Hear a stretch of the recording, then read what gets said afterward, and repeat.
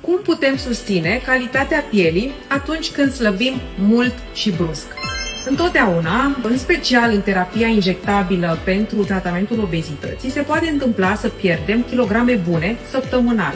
Pielea va suferi dacă neglijăm și anumite aspecte.